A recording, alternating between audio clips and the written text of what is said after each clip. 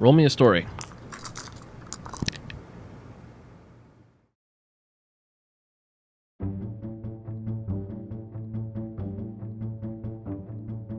Alpin is the son of two veterans of the Chainbreaker Wars who were Arisian sympathizers.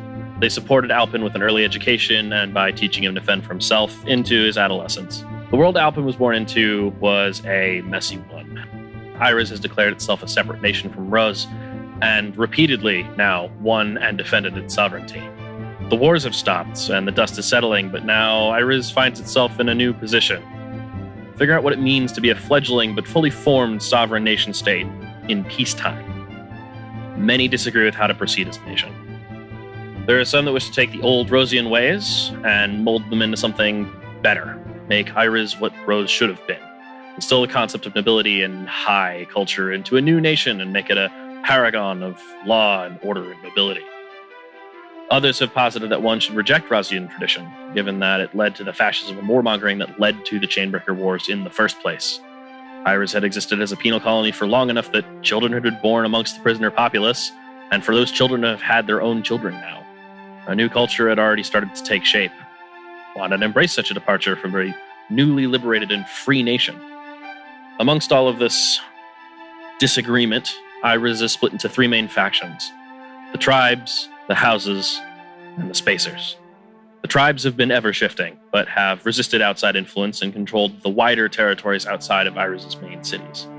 They control much of Iris's natural resources. They claim to be paragons of freedom, while many see them as anarchists, incapable of forming any sort of meaningful structure as they shift and argue and rabble-rouse in response to being asked to do nearly anything. The houses, meanwhile, control the cities and naval yards, making them the ones controlling logistics and military power. They are the lords of the moon, who claim to bring order and stability, and yet some see in them the dark reflection of the world that they just escaped, and a means for the ambitious to claim power in the aftermath of the wars. And then there are the spacers. To some, the spacers are the ones who control the industry and information networks of Rose, formed of ex-spies, outcasts, mechanics, veterans, delinquents, wanderers, shiprats, officers, rogues. The spacers are only barely an Arisian faction at this point. Members of every race and walk of life have already been drawn to the guild, and the only reason they're nominally associated with Iris, even this close after the war, is because the guild's founders are Arisian. The spacers have two differing reputations. One is a group of hardworking people willing to get the job done, and one is a group of shady individuals willing to do anything so long as the pay is good. Having served as one for the past decade or so, you know that both are true. You've watched this lunar homeworld of yours shift and wobble and change by blood-buried trauma and binding oaths into something entirely different yet entirely familiar all at once. And since your parents died, you've taken a stay at the edge of it. The houses look the other way after they died, and the tribes still see you as an outsider since both your parents were Rosian defectors. The spacers were the only ones that bothered to take you in, and since then you've learned what your parents were unable to finish teaching you. How to handle yourself, how to survive, and how to start looking for answers. Answers that led you to your current job. A job went out on the Spacer Undernet the other week. It was a hit job. A contract kill on one Kara Ragna, an heir to one of the noble houses. You know of her, vaguely. She was making some waves in the varying political spheres. The payout was massive. 12 billion credits upon proof of death. Two of your contacts had differing opinions on the job. Clem Bronzebeard, dwarf, advised against taking the job, urging caution and restraint, claiming that a contract killing is not something to be taken lightly and that your inexperience could lead to the job being botched or worse, you getting caught, hurt, or potentially even killed yourself. Cassius, your human contact, merely said if everything checks out, the job is still a job. And at the end of the day, it's not like spacers haven't been hired for much, much worse already. And so, you find yourself here in Rizdren, at this fancy meeting of the varying houses and their spokespeople, searching for your target and your opening.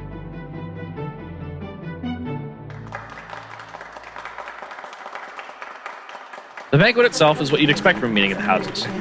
Pretty, pleasant, and pretentious as all hell. The hall itself is massive, making the gathering of approximately 300 individuals still seem relatively cozy beneath a domed ceiling held up by moon-silver pillars.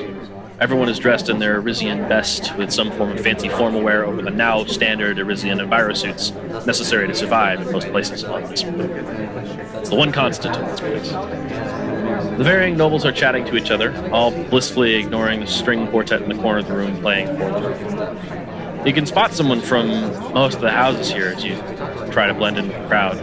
Draenon, Thren, Kale, Stein, Zora, Ragna, Raylan, Kulain. Only Pendragon and Pashale are missing representatives here so far. Whatever brought them all together despite all the recent political strife must be important. But that doesn't matter to you right now. You're here for a job, and you have a target to find. So I will probably say that Alpin has taken this job very anxiously. Alpin's motivations as a spacer are primarily to seek out revenge against the deaths of his parents. There is some logic to taking an assassination mission. If he can end up hired by the same people that took out his parents, then he can figure out that they did it and betray them. Simple as that. He is very anxious about this particular mission. He's not had to take a life before, and so he is not sure what it will be like. So you are currently standing in a large, fancy-looking hallway. Again, a large domed ceiling. Glass, actually. You can see above it into the night sky from here. The stars are sparkling all over the place. This side of the moon is currently facing away from Rose and from the sun, so you can see things fairly clearly in this large, brilliantly displayed night sky as you look up. There's a string quartet in the corner. You've got three wooden real string players on fiddles essentially, and one that with what essentially looks like a cello, and then you have one that's playing on something that's clearly electric. It's still being played with an electric bow of some kind, but it appears as though the strings are either hard light or magic, playing somewhere in the low end. There's a lot of fancily dressed people around you. You currently have your own, essentially like a formal suit of sorts over your own enviro suit. What do you do in this space? Well, do I have a description of my target? You do. Kara Ragna is, you are told that she's age 63. She has dark skin, green eyes, blonde hair. Normally, the picture that you've seen of her fairly regularly has her hair tied back in like a ponytail most of the time, but you have been told that she will probably be keeping it down in formal events such as this. She will likely be here somewhere, but again, there's 300 people here.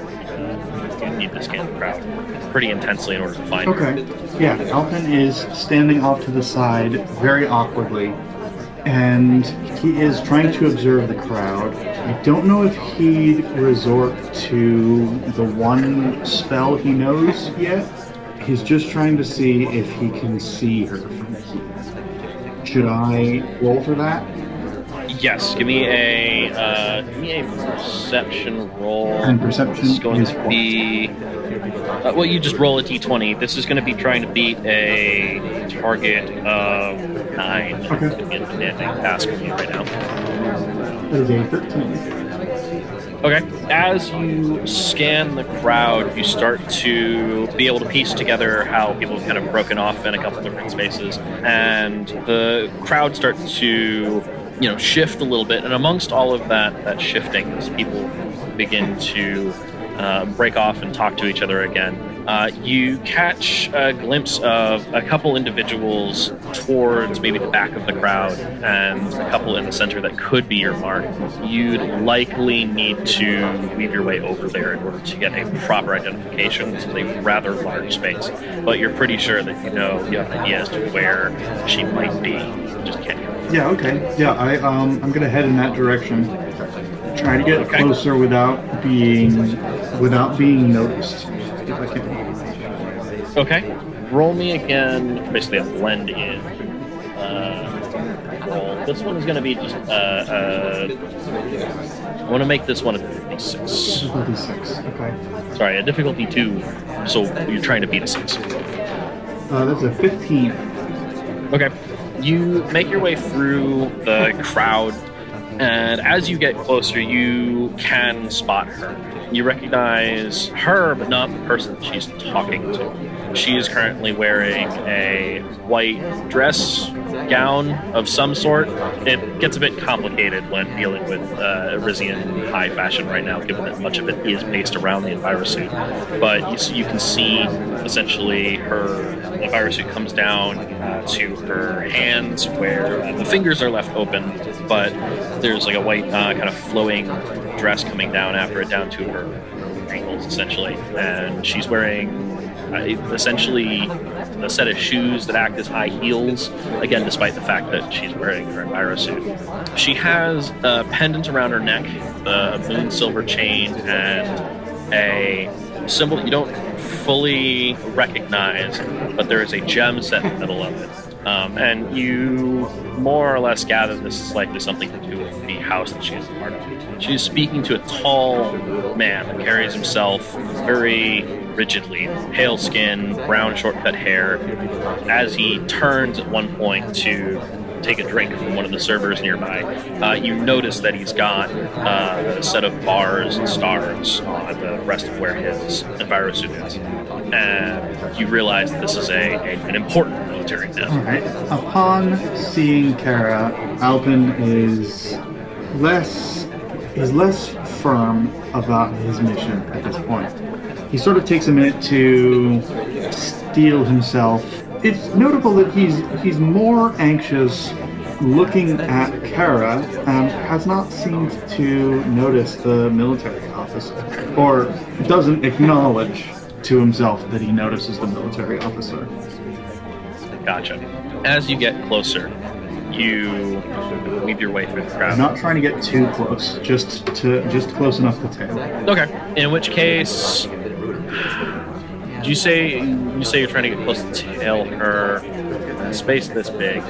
Maybe you don't pick up on their conversation immediately, but you can tell that the two of them are at least professionally friendly. The military man is very curt and to the point in some of his speech, maybe potentially rough in what little like you can pick up from his mannerisms and how he's talking. Whereas, Kara herself is very like standing there politely, hands in front of her, speaking in a very kind of polite and refined manner. You can tell as she's speaking, from watching her, that she is putting on a little bit of this as kind of like a mask. This is a thing that she's putting on for this particular environment. But the two do seem to be familiar.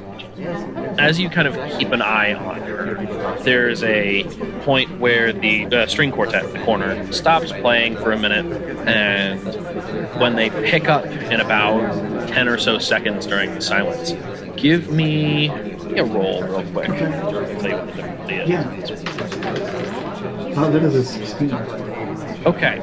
In this 10 seconds worth of silence, you can hear amongst this kind of buzzing, polite society kind of crowd, you hear a couple of low voices that don't sound like they totally belong. It sends up something in the back of your head saying, hey, you're probably not alone.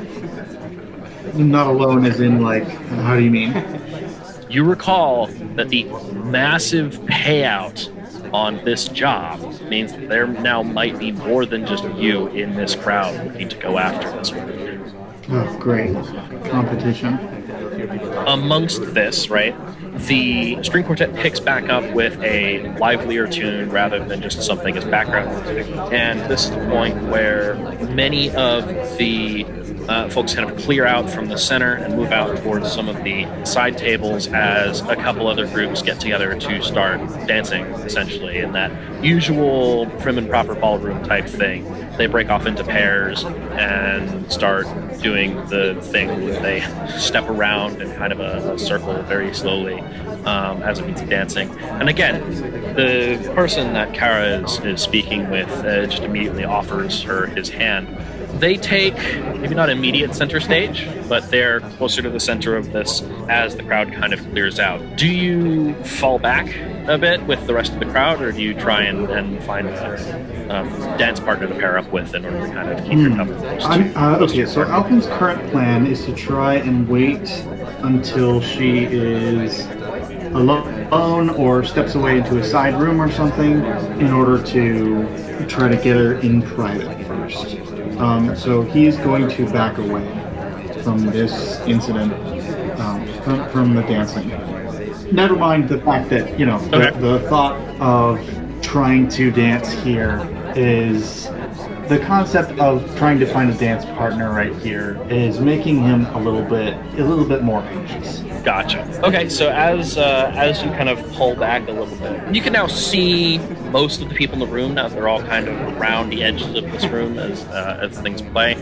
You can spot in the crowd as you're looking around, as you're keeping an eye on your mark. You can spot a couple of other individuals that are very clearly watching Kara. Some of them are other nobles, and they don't necessarily look like they're trying to hunt her so much as that they are maybe perhaps intrigued by her, or they have some other, reason to be invested in this upstart newcomer of sorts. She's not even technically the one running House Ragna. She's just the heir, and yet she's making such waves that amongst the other nobles she can't help but draw some attention from them. But you notice some others that appear to be a little bit more shady about things. You also see the man that Kara is dancing with does glance your way and turn and say something to Kara at one point before everyone kind of stops and everyone quickly switches partners. And you see some of the people from the crowd get in on the dance floor in some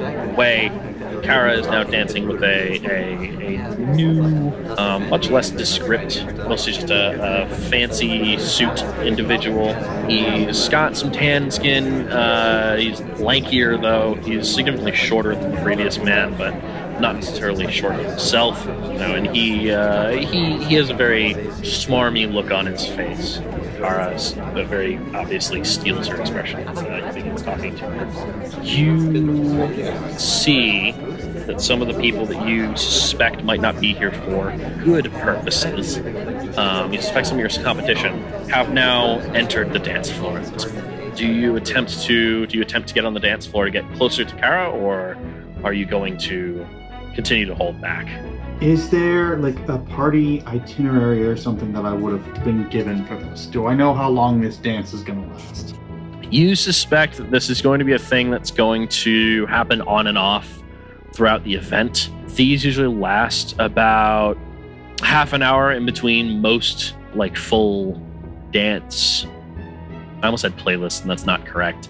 Dance performances, from the string quartet. They're meant to be, nice little breather moments in between all the other talking and such. I think his plan still stands. He's waiting for her to take a minute to walk off the stage, walk out of the spotlight, and follow her into a side room. Once he has her alone, that's what he's looking for. So yeah, he's still hanging back. Okay.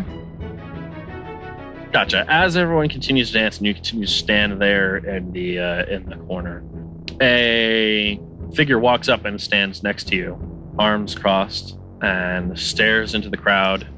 And at one point she says, "I truly wonder what we're doing here sometimes. It's things like this that make me wonder if we are on the right path or not. Sometimes I wonder if my sister had a point." She turns to look at you, and you are staring at a woman with relatively short-cut, silver-white hair and jet black skin. A fairly formidable presence with the way that she carries herself, despite the fact that she's actually about an inch shorter than you. She has, in contrast to everyone else, a leather jacket on over her enviro suit, and she has a blade of some sort on her hip. It's not a full sword, but it's some kind of moon silver blade, or at least the filigree on the scabbard is silver. And she looks at you and asks, "What are your thoughts?" Alpin just kind of laughs a little bit anxiously and is just kind of like, I'm not really sure, to be honest. Not really had the opportunity to think about it all that much. I think that's part of the problem, she agrees. There's not enough thought going into this. You Not think enough so? people are looking at the bigger picture. I do. I worry sometimes, though. Things are still very messy, and individuals like Kara or Clay, they have the right idea, but I think some of them might be drawing too much attention to themselves. With Clay, he can handle himself, but Kara wasn't a soldier. Kara never fought in any of the wars. She's an idealist. I worry about that sometimes. Idealists in places where sharks swim don't often last. It's dangerous. Alpin sort of stammers out. She nods at you after a minute and then turns and walks back into the crowd and kind of disappears. Alpin visibly sort of deflates at that, but like not in a disappointed way, more in a relieved fashion. Kind of fashion. Yeah. It's clear that talking to her Gotcha. was making him anxious, and it was just kind of doing his best to just kind of go with the flow and not really engage with her that much. Gotcha. The tall military man from earlier walks over and holds out his hand for you to join him on the dance floor for a minute. Before just sort of realizing how awkward it would be, how much he would stand out if he refused, and sort of has not much of a choice but to accept. And so he does. You get pulled into this, this dance of sorts, where in this instance, rather than it being the same kind of dance that everyone else is doing, you end up, and the men end up with your hands basically essentially on each other's forearms and walking in a slow kind of spinning circle with everyone else. And he stares you down for a few minutes. It's withering almost before he speaks. Which house are you from? Sorry? Are you not from one of the houses? Alpin just kind of stammers for a bit. Doesn't really know how to respond to this. The man tilts his head at you a little bit. Are you going to admit to being to one of the houses? Are you not going to be admitting to one of the houses? I think Alpin is going to try to dodge the question and be like, sorry, I'm not used to events like this. Give me I'm going to give you a challenging roll to try and fool this man. You are trying to beat a 15. 15? Oh my god. Okay, I haven't. Is there anything I'm adding to this, or is this just on the die? In this instance, you can add an intellect effort if you want to reduce the difficulty. That will take 3 intellect points out of your intellect pool. Yeah, no, I'm gonna try to push this. Okay, so pull 3 out of your pool of 11. That should bring you to 8, and you are now trying to beat a 12. Okay, that is an 11. Okay, the man, you see him, this frown, his scowl deepens a little bit. At which point you know that he suspects something is off. He steps off into the corner and behind the crowd and pushes you up against a wall with one hand. And just merely goes, "So, which one sent you?" Which one? What are you talking about? We knew there were threats here. I've spotted more of your companions here. Which one sent you, boy? I don't have companions. I don't really know anyone. You know what? I am gonna like start thinking on my feet. I'm gonna try to pick out, like, as I'm pushed up against the wall, I'm gonna try to pick out one of the other threats that I've seen. Okay. I'm trying to pick out the one that has the most presence, right? Okay. So it's basically the scariest, grimmest looking one within the crowd? Not necessarily the scariest, but the one who is the most noticeable. Okay. I'm gonna try to like. Oh, this is insane. Okay. I'm going to just like try to pick him out, and then just like nod at him and be like that one's our leader. Roll me another check. This one is going to be a 6 to beat. 6 to beat. Okay. It's a 15. 15. All right, you nod, and he turns, and just enough to see who you're nodding to, and clocks him. And he turns to you, and he looks you up and down, and says, "How old are you? 100? 120? About 76. You feel he stares at you for a minute, and you feel him let up a little bit of pressure on his shoulder. He says, "We're too young for this kind of work. Go home. Forget this ever happened." And you see him turn and kind of start to stalk through the crowd and out and around towards where the bigger, meaner looking guy is. This one in particular has a scar on his chin that you can see. And yeah, you move back off the crowd now that this man has kind of disappeared into the crowd for a bit. The music starts to, rise and reach a kind of fever pitch of sorts as the dancing continues and continues and continues and continues before it comes to an initial sort of moment of climax and lull where everyone starts changing dance partners again. What are you currently doing in this particular moment?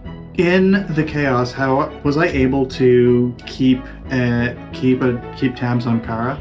Yeah, she's not in the center as much anymore. She's more over to the side. She's relatively close to where you are. Okay. Yeah, I'm gonna go after her again.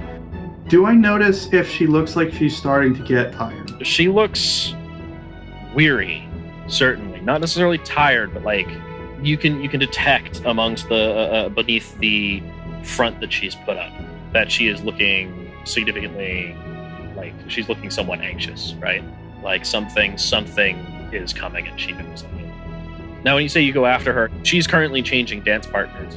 Are you going to try and hop in, or are you going to just continue to try and see what happens?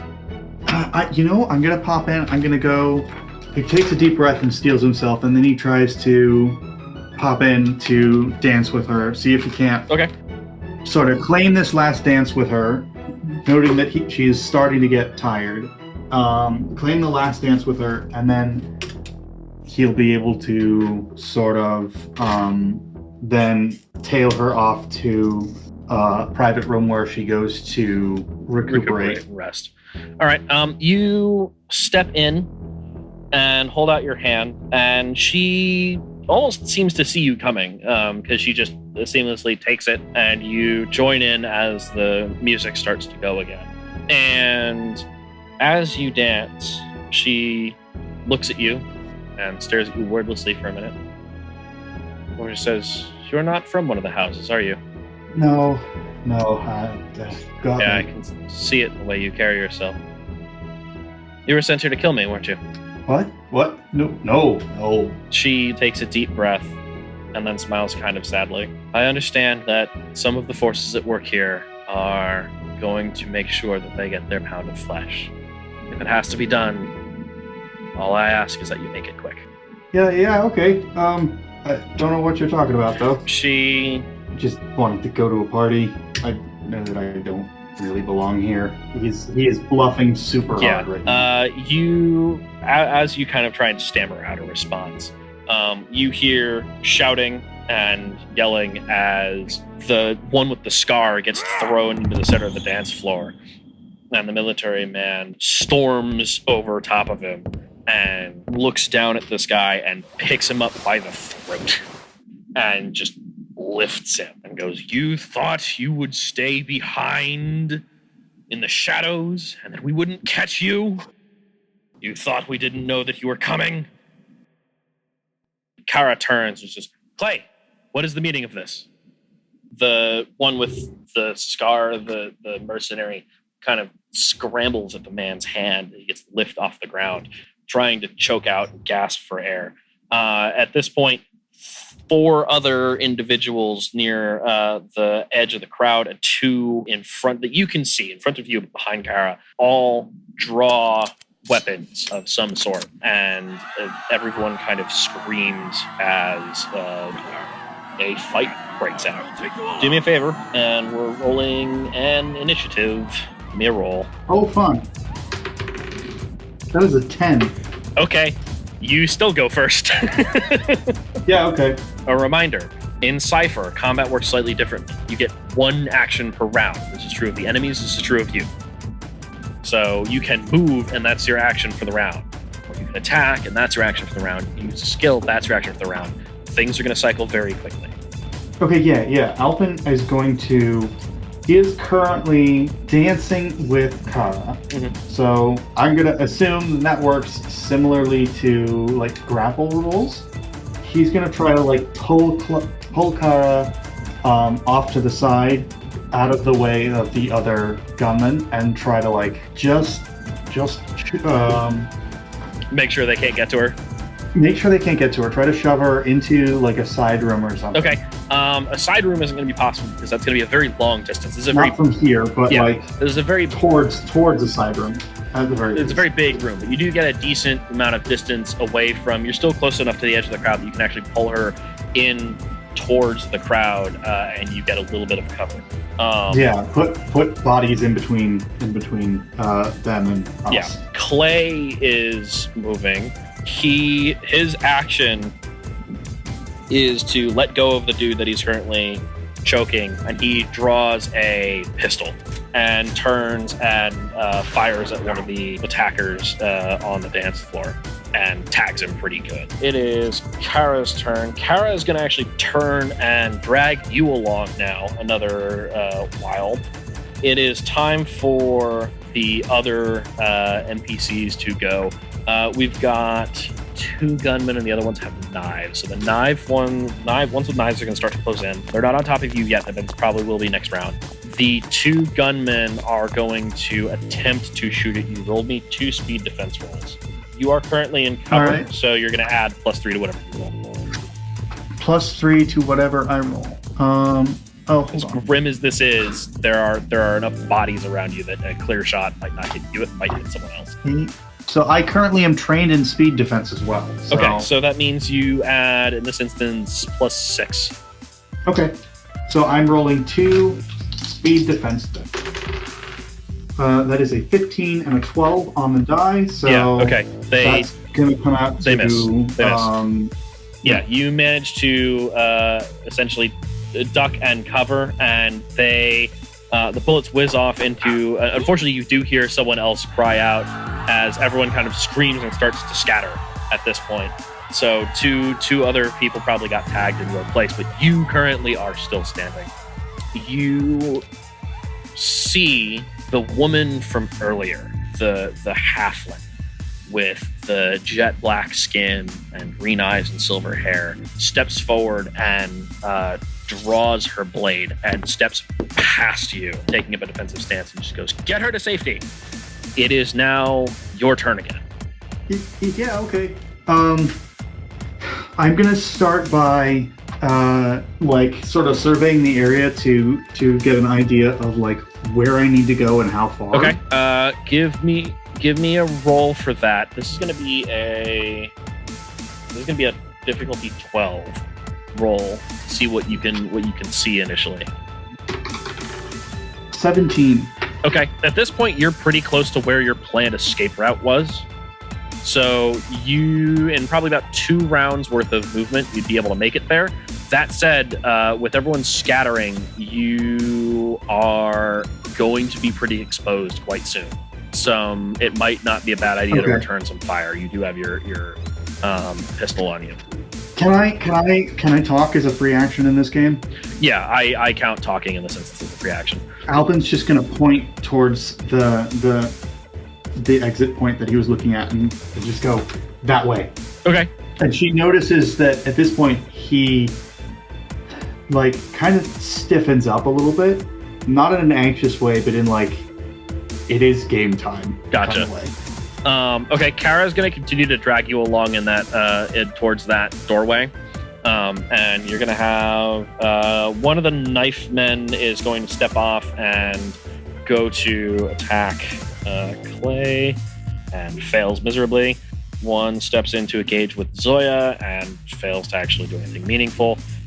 We are going to have you roll 2 speed defense rolls and a might defense roll as one of the knife men gets in and tries to attack you with a really big sword. I say knife man, he's a swordsman at this point. Okay, yeah, cool.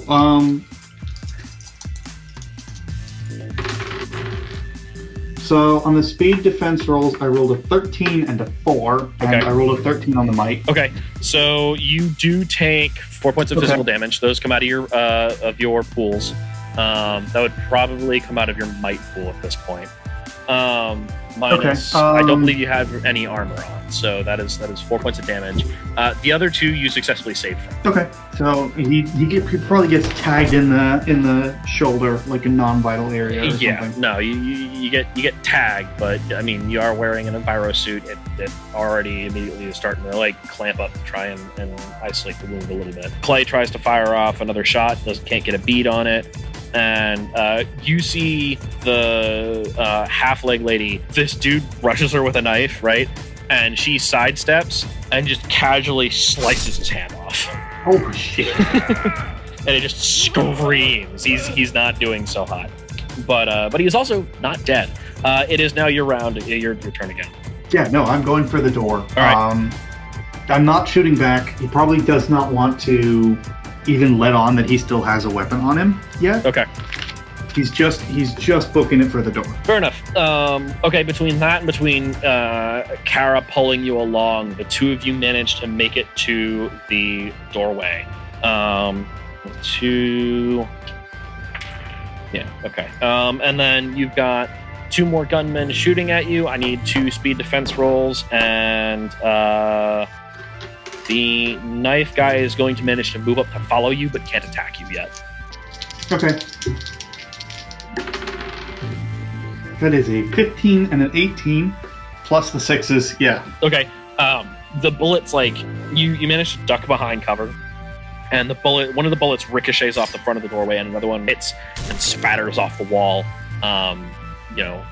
just inside the hallway as you go. It is now your turn. You still have this knife guy, like, bearing down on you.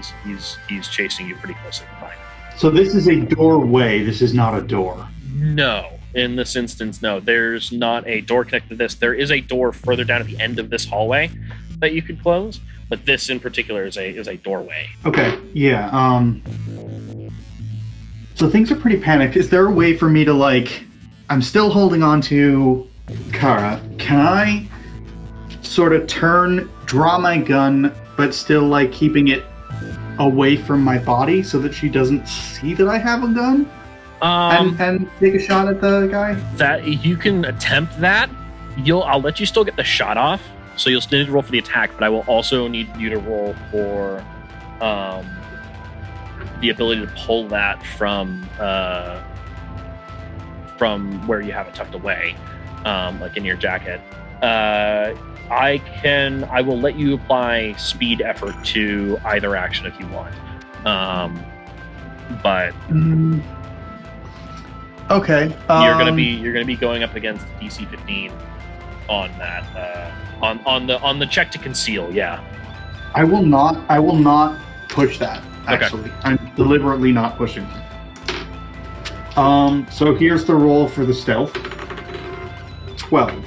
And here's the roll for the attack. 17. Okay. You hit this guy. This does... your handgun does 4 points of damage, correct? Yeah. Okay. You tag him in the shoulder, and I was going to say I should aim low to try to, like, stagger him. Well, yeah. Okay. You hit him in the shoulder. You hit him, like, in the, like, upper chest area, right? And it stops him cold with just the force of the impact. He's not down yet, but oh boy, is he hurting. And you see him kind of stagger backwards a little bit. Kara pulls you further down the hallway to put some distance in between you and her, but she does, like, you're aware of the fact that you tried to pull things quietly, but in the haste. Like, she's fully aware of the fact that you have a gun now. Okay. There's no real hiding that at this point. She just keeps pulling you down the hallway and just goes, come on. The rest of that, you hear gunshots and shouting and yet more screaming. You can see Zoya just like whack this dude that whose hand she just sliced off in the side of the head with like the pommel of her sword, and he just goes out like a light.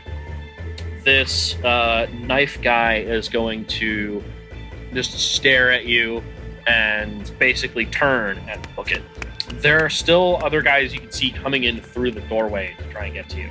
But at this point, we're going to exit combat and move back into a more narrative space. You and Kara continue to book it down the hallway, and you get to the other end of the door. You open it on up, and behind it, waiting for you, is Rev, a fellow Arisian elf, dark skin, long, straight, black hair. And they just look at you, and just between you and Kara, and just goes, "Wait a minute, who's she? What happened?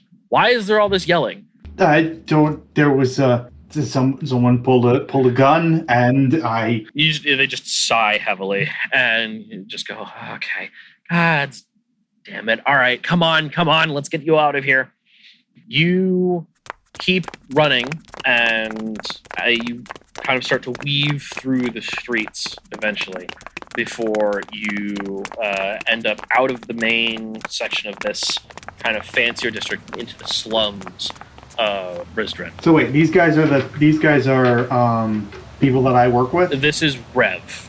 Rev was essentially your escape architect. Okay. Their job was to make sure that after everything happens, you had a clear shot to get to your spaceship. You have somewhat of an idea of where this space is, but Rev has taken a left turn for a minute into this alleyway. And there's a lot of fuss. You can hear in the distance the alarm goes off. There's a lot of bustling in the streets. You can hear varying sirens and military or police officers. You can't quite tell. It's been a long time since you've been back in one of the cities. But they start marching around. Some of them march past the alleyway that you just ducked into. And Rev turns to look at you and Kara and just looks between the both of you and just goes, "Okay, someone needs to tell me what in the hell is going on." So Rev is in on this job. He knows what I'm supposed to be doing, right? They are aware that you need an escape route. How much would you have told them about this job? Honestly, not much. Okay. If I could have just gotten away with, I need an escape. There's going to be lots of heat on me. I need you to get me out of this situation that I'm going to cause. Yeah. So they, so then they don't know that basically this job was a hit job. So they're just surprised because you told them that you would need an escape route. They didn't expect a second person, is the idea that you get here. Yeah. So at this point, Alpin's just kind of standing there.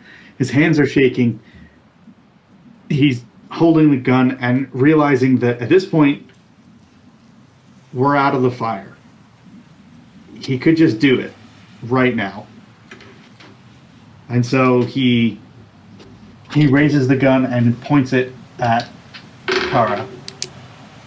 Kara just stands there and stares you down silently. Alpin is shaking. Rev looks between the two of you and is just like, "Okay, hold on. I don't know what's going on here. Alpin, you good?" Damn it! Let's get out of here now. He's gonna holster the gun and just run. Okay. So, so you turn, you book it, and Kara doesn't follow you for half a second, right? Like, you run, and Rev is just like, "Oh shit, okay, I guess we're going," and runs and goes to follow you, and then, like, actually stops and just grabs your arm and just like, "Hey, who was that? Who I think it was?" It's not. We need to go. Was that Kara fucking Ragna, Alpin? Did you just maybe think about shooting Kara goddamn Ragna? Maybe. What did you do? Why would you take that job? That looked shady as hell. And Rev gets cut off immediately by Kara. At this point, you see her walking out of this alleyway, right? Interrupted by her basically pulling this dress off of her and walking by and grabs you by the arm and pulls you along as you keep going. So now she's currently just in essentially her enviro suit, and you can see that her hair is already tied back into a ponytail as she just silently pulls you along through the streets. Oh, yeah, okay, yep, yep. Alpin is visibly even more flustered, were such a thing possible. Yep, nope, not that way. Rev comes up, grabs Kara by her arm, she goes, this way! We're not going that way, we're going this way. We have one over here, they're going to be looking for you that way. You get pulled through the streets further, occasionally having to duck into alleyways, taking a couple back covers, until you end up at a relatively flat building. At which point, Rev climbs up a couple of the windows on the side and hangs from one of the escape ladders at the top, and their weight pulls it down so that it lands down in front of you. Just like, all right, up. Ship's on the roof. It's cloaked, but it's on the roof. Nope, you don't have to tell me twice. Alpin goes to scramble up the ladder, but then hesitates and then makes sure that Kara gets up at first. Kara turns and just gives, hands in front of her, gives a slight, polite bow to Rev, says, thank you. And then turns and climbs up the ladder in front of you. You make it up onto the ladder, and Rev tosses basically a key fob, for lack of a better term, up to you and says, you're going to need that. And you owe me double next time. Yep, nope, understood. Rev turns and runs off. The clicker that you have in front of you, you hit once, and the ship materializes into view. It is a relatively small personal cruiser. You understand exactly why it's parked on the building that it is. You're shocked the building's actually able to hold up its weight, but it is one of the only ships that is small enough to be here, parked outside of a spaceport. And the hatch at the front opens on up, so you can step inside.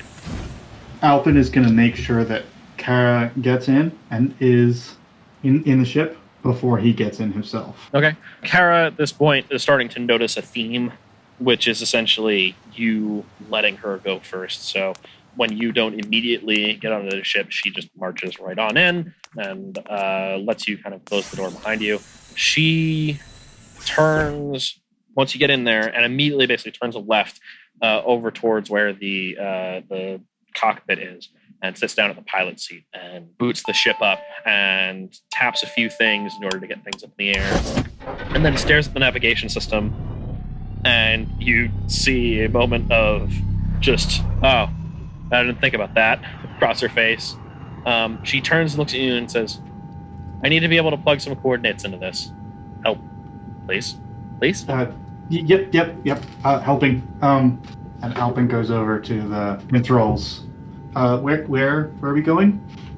She hands you a set of coordinates to plug in, and you plug them in, I assume. And at this point, the ship, rises up into the air and takes off through the atmosphere, and there's a point where you hit FTL. During this point, the navigation system gives you an estimated time of arrival of about 2 or so hours. And autopilot is essentially engaged at this point. And Kara turns to look at you, gets up from the pilot chair, and stands in front of you. Once the ship hits FTL, Alpin is going to just sort of take a few seconds to process what just happened. Take a deep breath and turn to Kara and be like, sorry, I lied to you. I think technically you didn't. You didn't end up I- actually killing me, after all. That is what you True. were sent there to do. Yes? Yeah. Why didn't you? I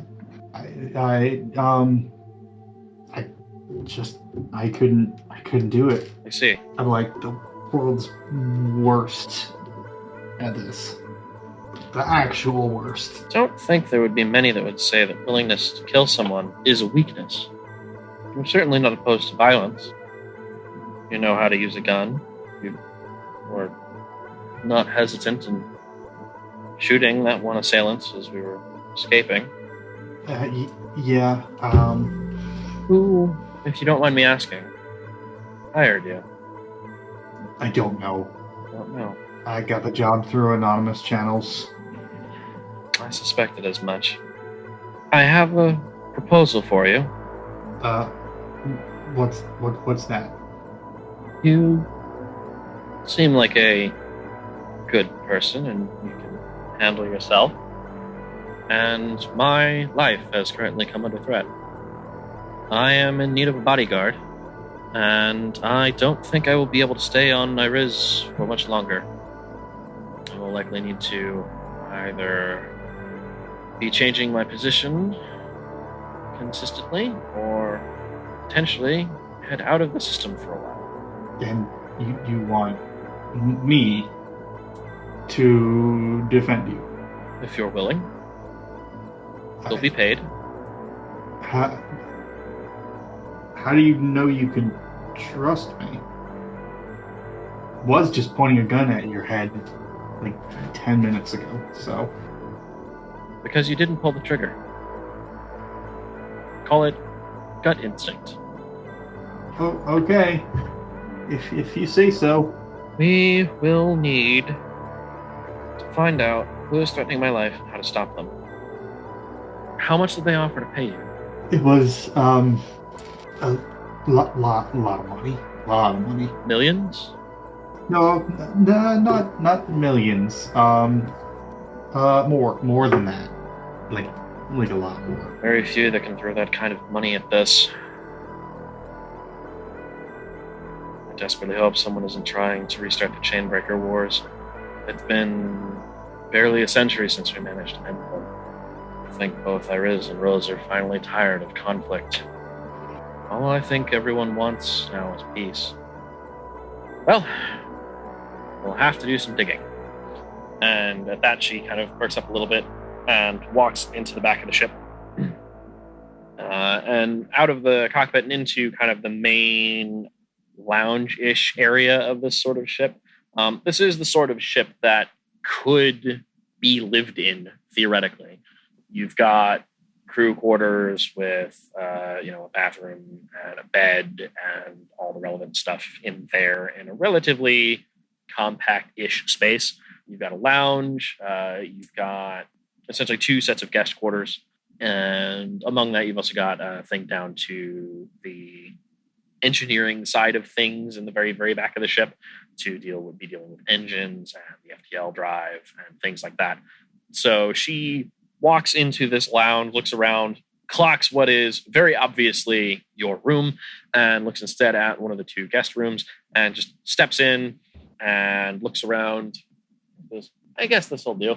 Okay. Yeah, it's worth noting that Alpin's room is messy. It's clear that he doesn't spend a ton of time cleaning it up. There's in addition to, some clothes just thrown on the floor, there's also the occasional electrical part and machine component just sort of lying around. Right, gotcha. All right, so she kind of steps back out and continues looking around, heads to check navigation after a minute, nods, and then turns and looks at you and just goes, "Oh, you're wounded." Oh, I guess I am. Let me help with that a little bit. I can't heal the wound, but she looks at your shoulder and turns and looks at your back. No exit wound. As she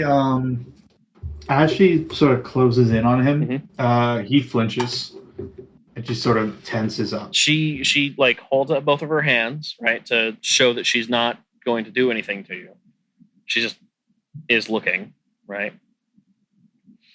Notes lack of action. When she comes back around and one of her hands, you can see her fingers start to move just ever so slightly as the air around her finger starts to shimmer a little bit. And the shimmer kind of extends into the wound. There's a brief little bit of just aching pain as you feel something in there shift a little bit. And then the bullet that's lodged in your shoulder slowly pulls out of the wound very slowly. And then just drops as she stops moving her fingers. Just drops to the floor with a clatter. And she says, that should help a little bit. You have an auto dock on the ship, or?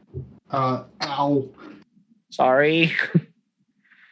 I know it hurts, but I didn't exactly want to leave that in there. Does this ship have an auto dock? Not yet. Any first aid that you would end up having to do would probably need to be done manually. Okay, yeah. At the suggestion of an auto dock, he just kind of shakes his head and just points to a first aid kit mounted on the wall. Probably in his room, actually, at this point. Just looks at it and goes, okay. And she walks over and grabs the first aid kit and opens it up and then very quickly closes it, turns and looks at you and goes, I don't want to mess up your shoulder. So when we arrive, we'll have to take you to see a doctor, an actual proper doctor, or maybe a cleric of some kind. She looks nervously between the wound and the first aid kit and hangs the first aid kit back up on the wall in the spot where it was and kind of just moves on to going back towards the cockpit. And as she passes you, she mumbles something about investing in an auto dock at some point. She sits back down in the passenger seat this time and stares out at the stars for a bit in complete silence. What is going through Alpin's head at this moment? A lot, to be honest. On the one hand, he's not a murderer, which is good. On the other hand, he's now failed a 12 billion credit job, which doesn't look good. But he has a new job working for a young woman that has 12 million credits on her head.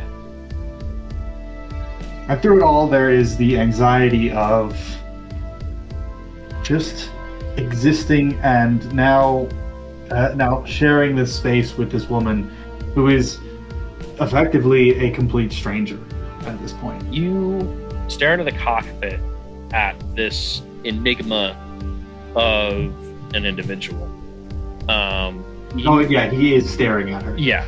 You watch kind of the warped lights of space kind of wash over her as you pass through the FTL slipstream, essentially, as it passes over her blonde hair and her dark, almost ebony skin. And you wonder how on earth she got here, how you got here, how you both got here together. You've got an orphaned spacer ship rat, for lack of a better term, next to the up-and-coming beloved political figure that she can't be that beloved. that was just hired. You were just hired to kill, and you're both not only in the same room, but she has decided now that she is going to trust you, and that thought alone boggles your mind a little bit.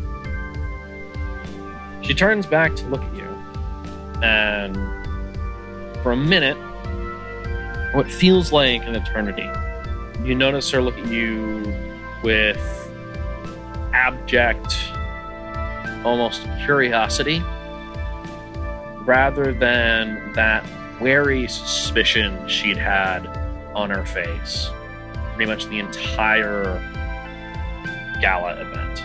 Alpin suddenly realizes that he is staring at her mouth agape, and as soon as she turns over to look at him, he immediately closes his mouth and looks away.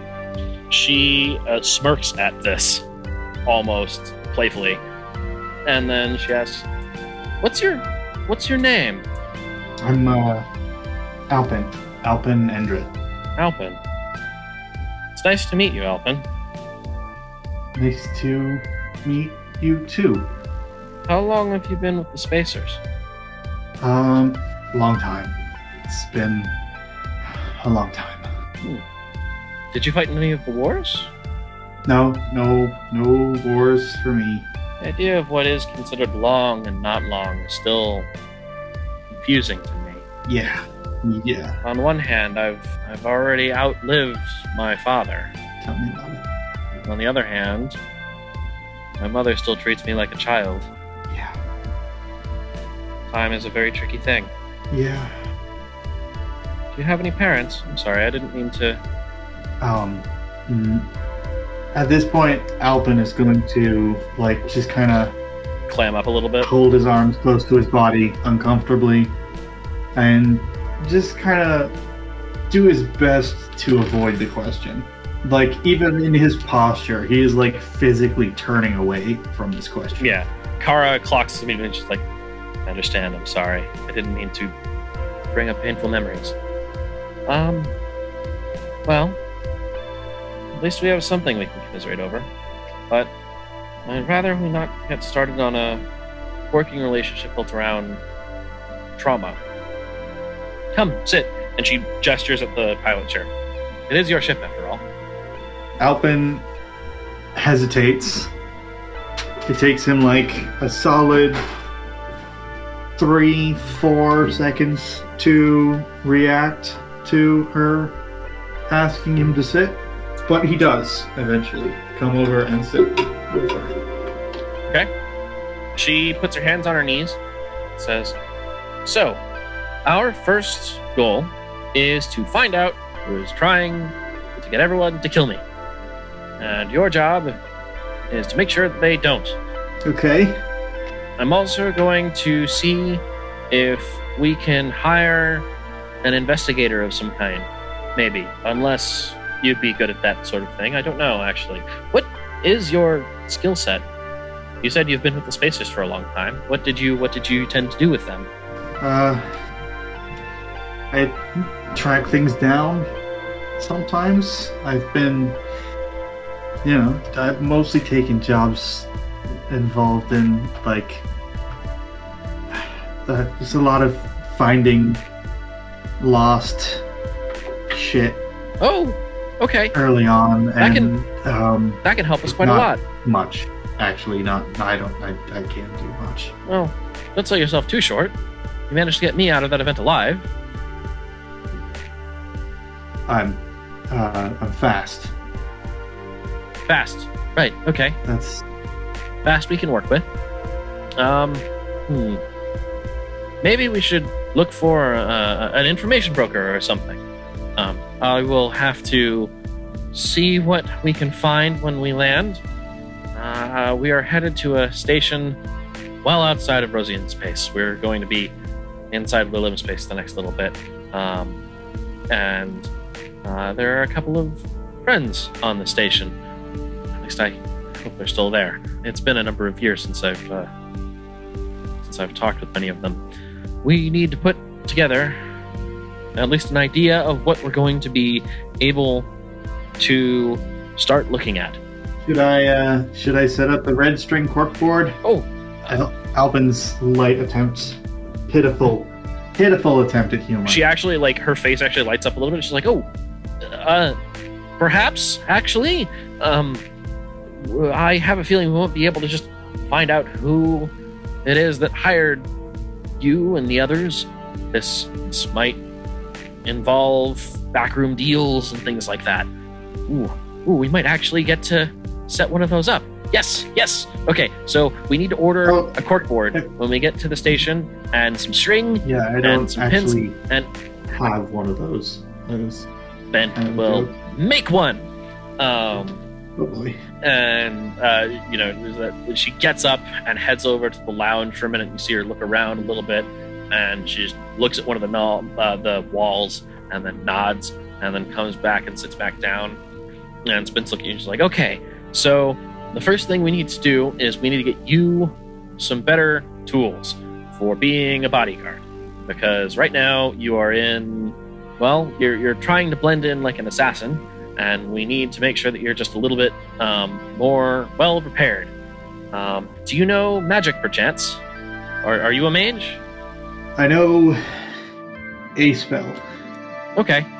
So we'll probably be sticking with physical weapons then. That's fine. We might want to hire a mage and look into an info broker. And actually, do you have any spacer contacts we might be able to reach out to?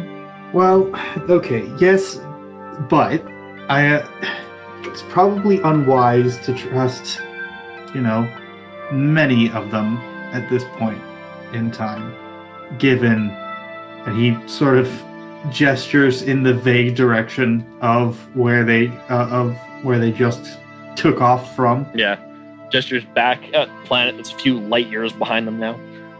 Yeah. And you have that moment where she kind of has the realization, like, oh, yeah, that would probably be a bad idea. So she nods and looks thoughtful for a minute. Okay. I understand. All right.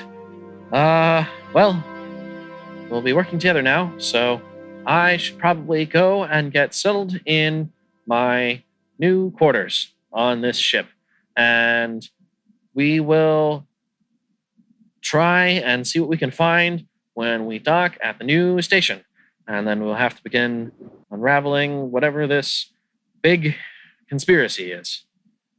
Okay. I will just let me know when we arrive, all right? And she gets up and goes and heads over to one of the guest quarters and effectively closes the door. And she is currently out of sight. And the minute that she closes the door, Alpin breathes a sigh of relief and is just like, oh boy. Having that moment of like, what have I gotten myself into? What is going on? As if on cue, the comm beacon thing, your communicator goes off, right? He opens it up.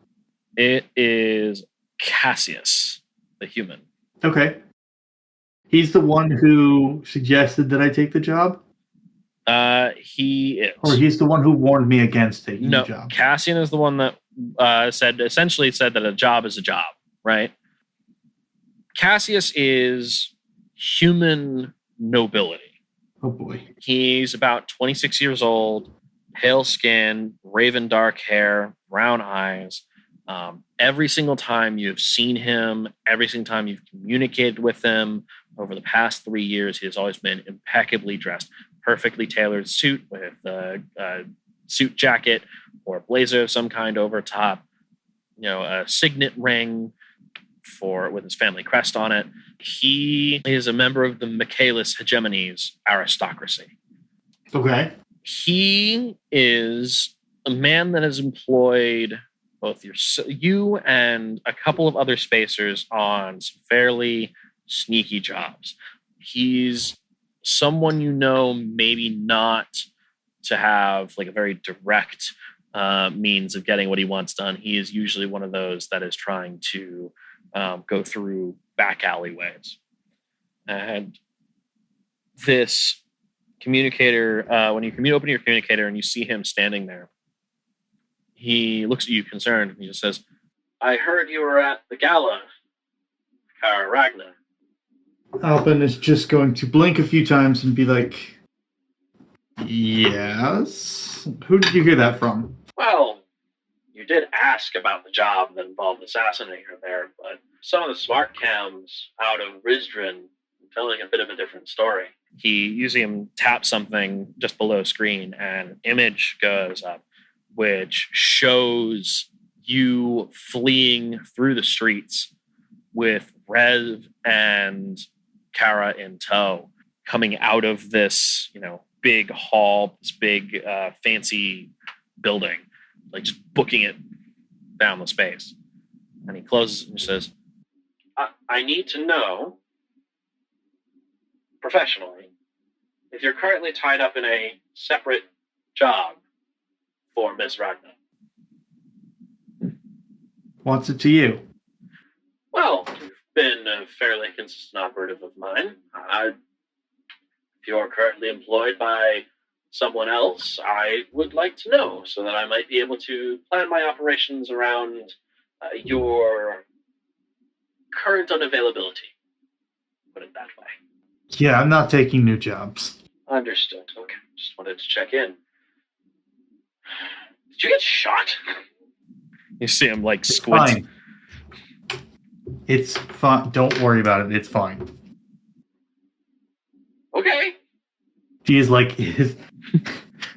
his fancy dress undershirt, the full left sleeve of it is red now. Yeah. He's I'm fine. I would say you should get a change of clothes, except I know that most of you tend to usually only wear those for formal abilities. You could probably just deal with the fancy suit underneath. But, I'm not going to worry about it. Don't worry about I'm going to choose not to worry about it. You have been a very capable operative in the past, and you've been able to handle yourself. I will assume you're able to handle yourself here. It is deeply unfortunate that I won't be able to have you along for the new operations I've been planning. That is a darn shame.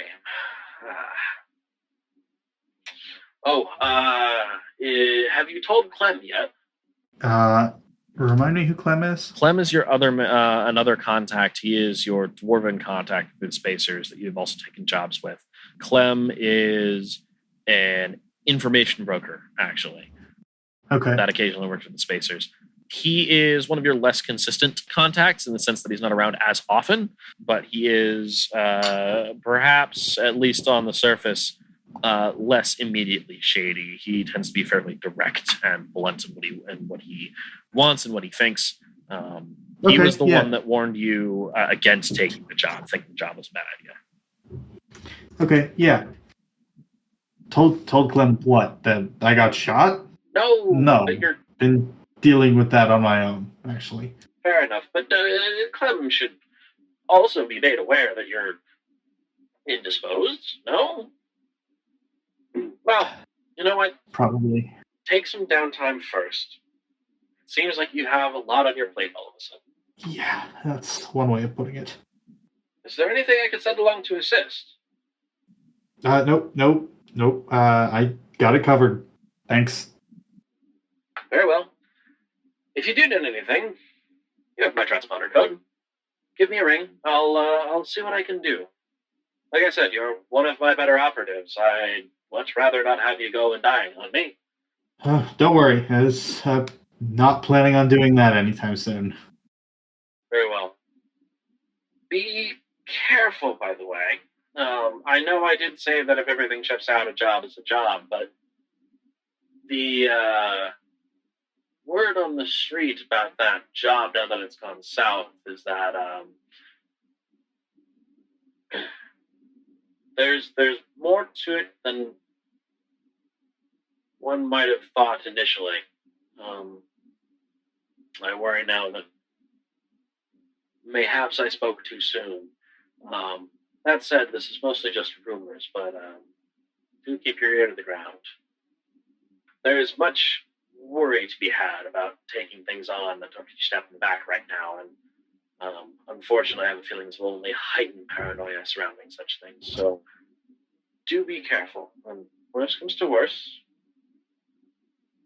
like I said, if you do need a new means of supporting things through your current job, willing to pick up a couple things or two on the side, I would be more than happy to assist. I'll keep you posted.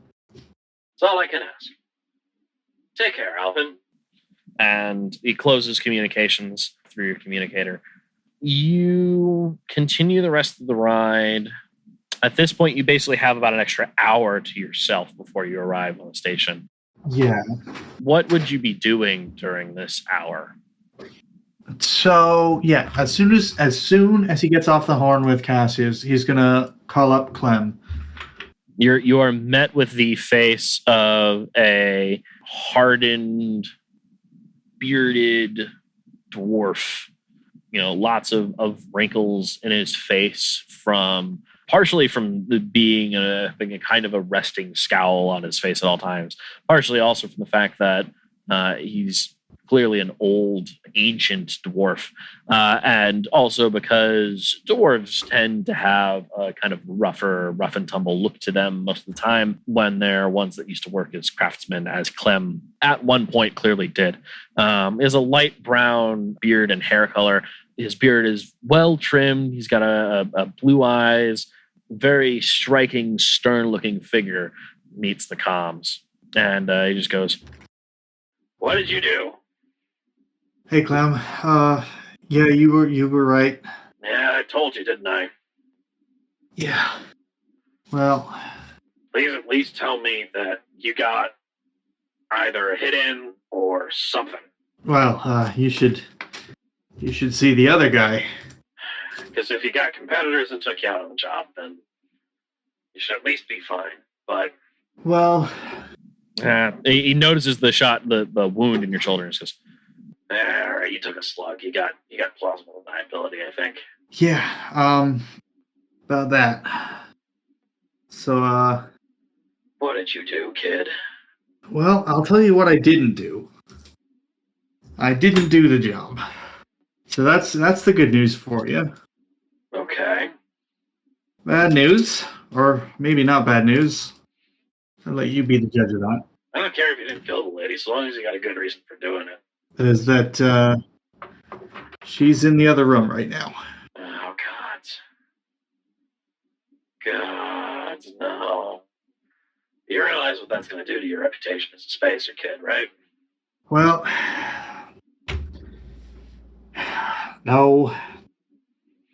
But if you renege on a job to work for the person you're carrying out the job against, you got to understand it doesn't look good. Backing out of a job is one thing. Working for the person that you took the leg, combined with your age, your current track record, I mean, you were doing fine for a while, but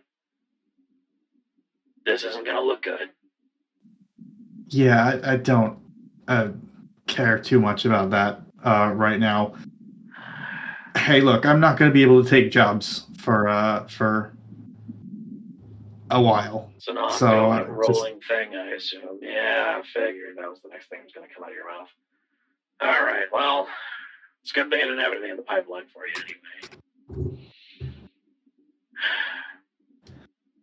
anyway.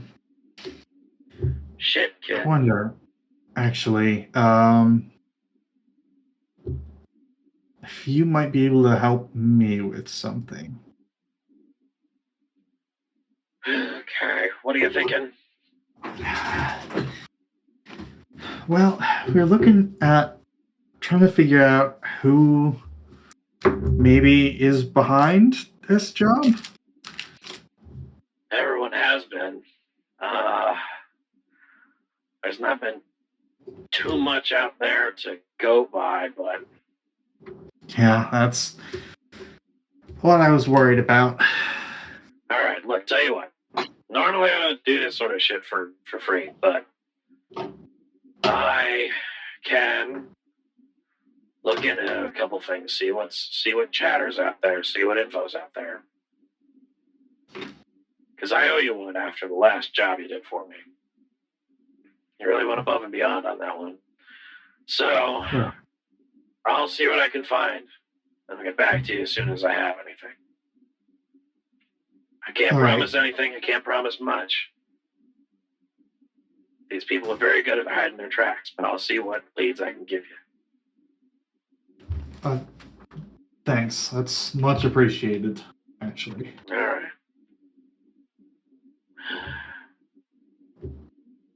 Look, be careful, all right? You know me. I do, and that's part of Always, the problem. at this point, Alpin looks down at his bullet wound. Always, I'll try. I'll think about it. God. I mean, I just don't want you ending up like your parents. Given the stories you told me about them after a while, I don't want you falling prey to some political activist, terrorist bullshit that you end up falling down in the crossfire of. Yeah, well, that's why I keep moving. Smart kid. All right, I'll get back to you once I have something for you. In the meantime, you stay low. Tell the other one to stay low as well. She's going to have to get used to some discomforting stuff given she's nobility. So, she's going to need to learn to quit her whining real quick. Yeah, no, this isn't exactly living quarters for a queen. Well, the good news is Iris doesn't have queens. At least not yet. At that, he disconnects. The line goes dead. Yep, okay. Bye. Yep, at this point, you have about 15 minutes before you're supposed to arrive at the space that you're meant to arrive. You can kind of hear the bustle a little bit of Kara rearranging a couple things in the other room. What are you gonna do with the last bit of time that you have left? What's the plans that Alpin's starting to come up with? What's running through his head? I guess probably first thoughts for him are trying to acquire a disguise for Kara. And then after that, they can both go looking for information, but together. He doesn't really want to let Kara out of his sight at this point, given how many people were after her. Just at the party alone, there will probably be more. And we're not just talking about assassins, we're talking about opportunists as well. So, yeah, he's gonna try to get her to lay extremely low. Gotcha. So that's his plan. He also, as he's doing that, checks his tools, cleans and reloads the pistol that he has. All that fun maintenance stuff. Gotcha. So the cleaning the pistol probably will take up the remainder of the time. By the time you come out of FTL, you are in view of a gas giant plant of considerable size.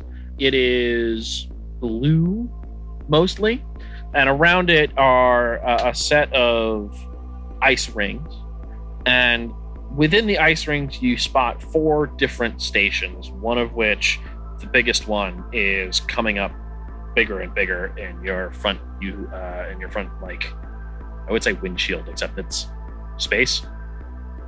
And as you approach this station, you can see little small personal cruisers or air cabs flying around all over the darn place above a set of spires here on what is clearly a city built around a mining platform. You can see the spire that kind of looms down towards the planet,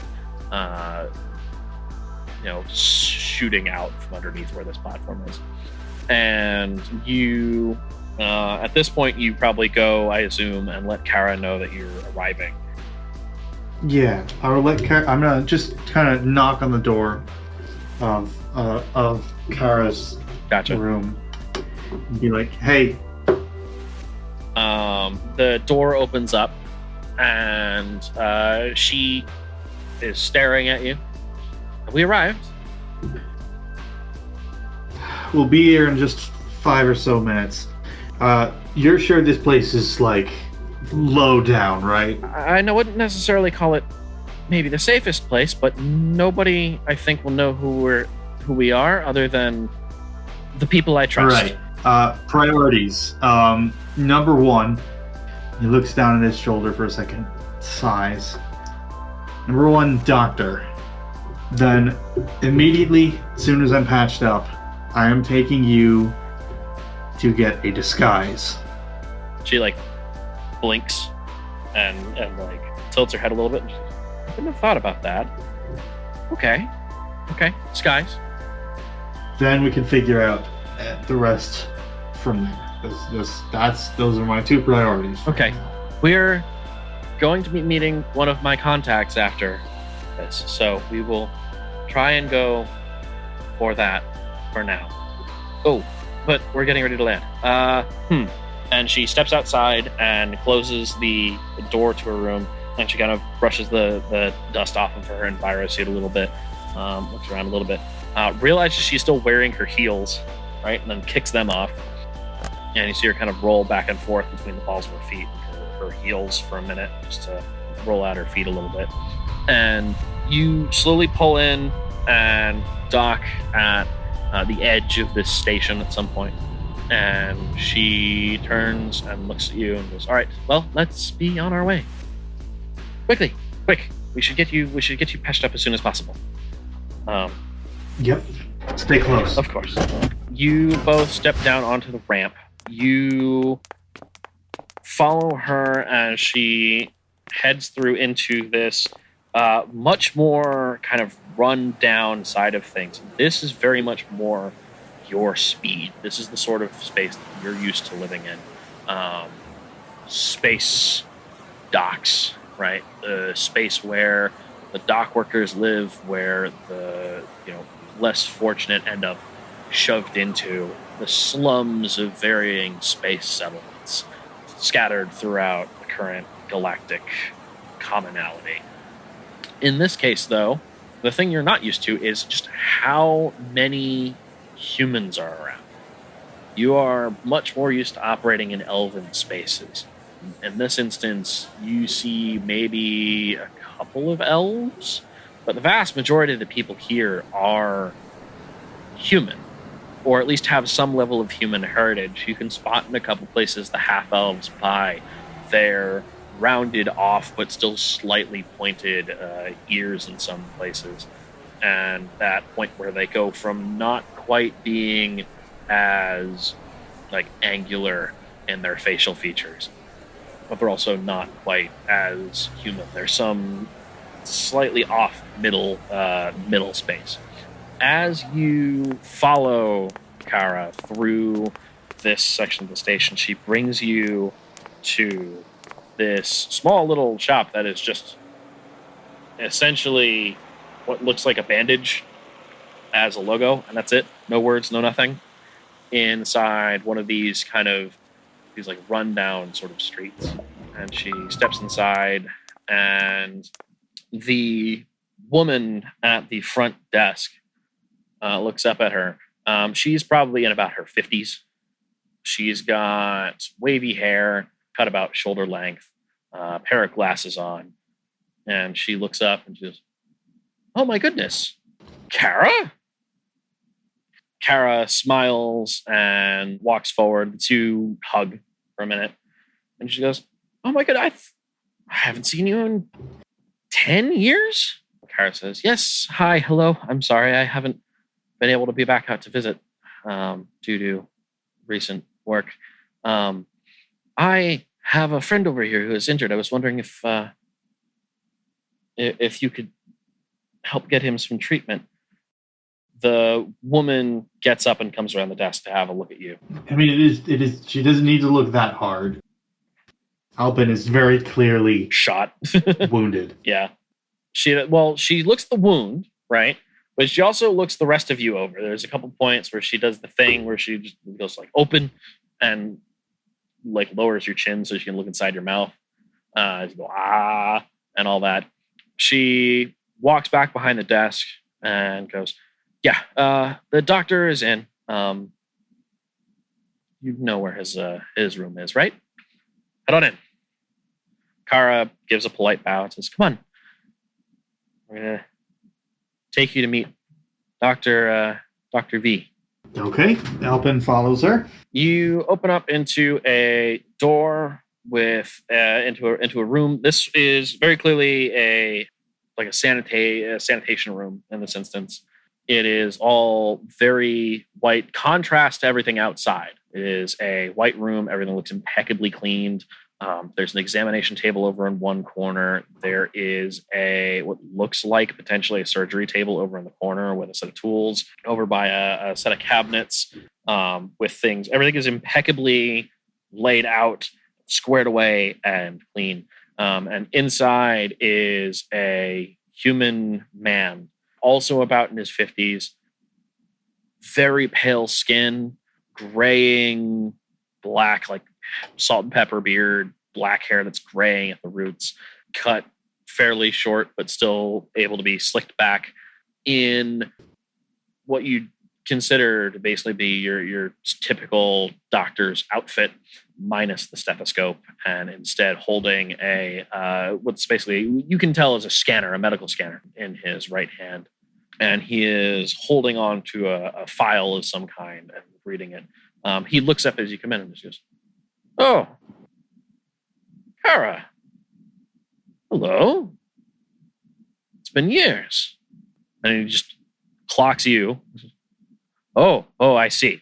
And he closes the file and sets it down. Says, "Quickly, this way, over here. Sit down in this chair, please." He rushes you over to a chair and sits down. Asks, "Do you know what kind of bullet this was?" "No, never mind." "Nope, never mind. Do not answer. I know."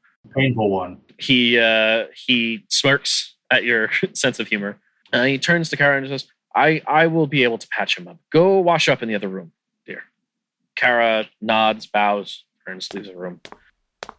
Meanwhile, he takes a look at you and he runs the medical scanner around the wound. And he just goes, "When did this happen? Where did this happen?" Couple hours ago, and I'm not telling. I'm not talking about that. A couple hours ago. That would explain a few things. Okay.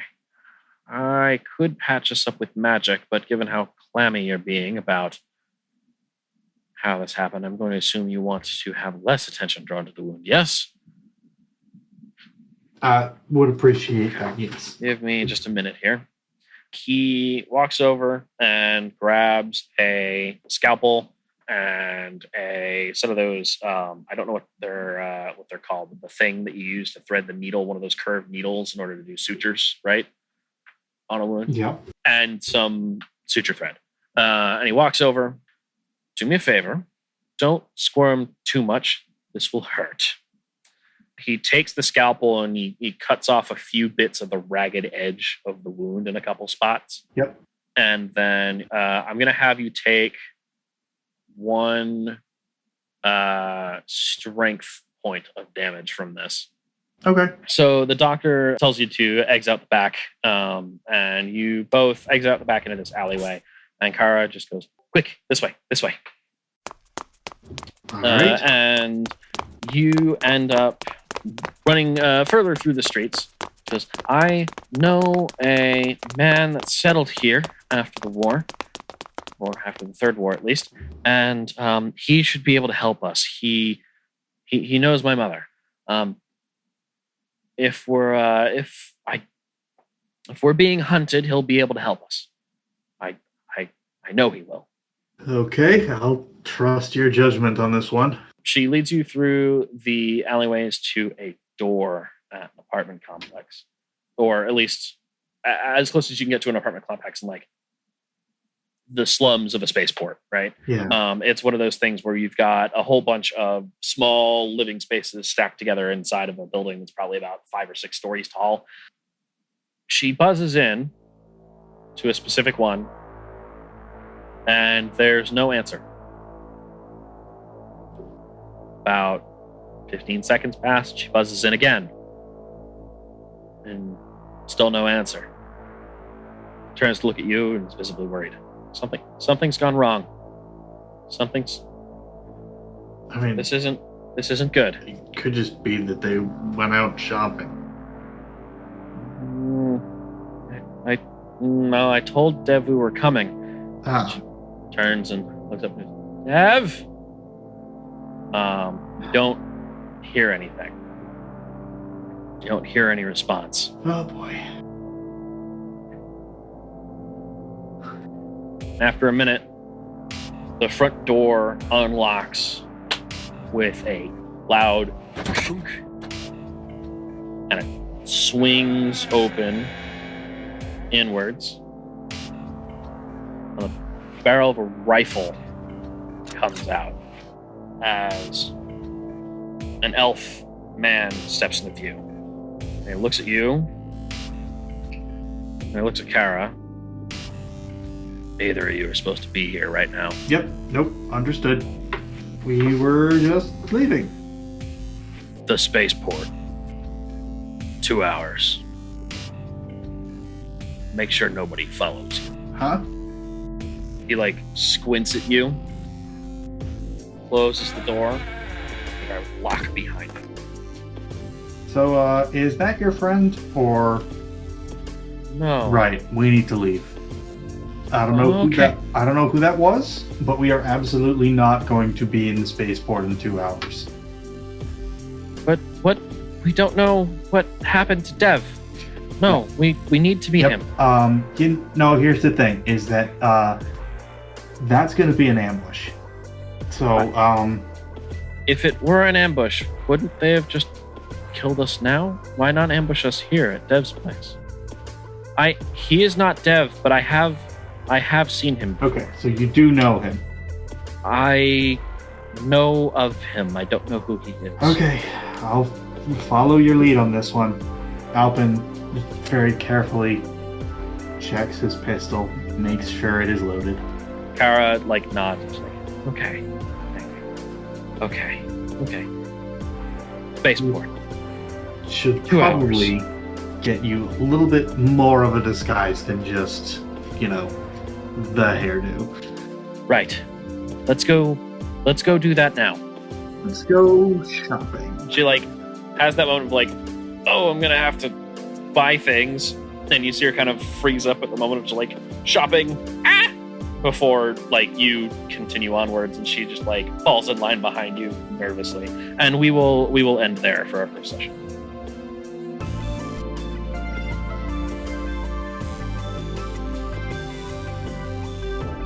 This has been Children of the Moon, an actual play podcast using the Cypher system.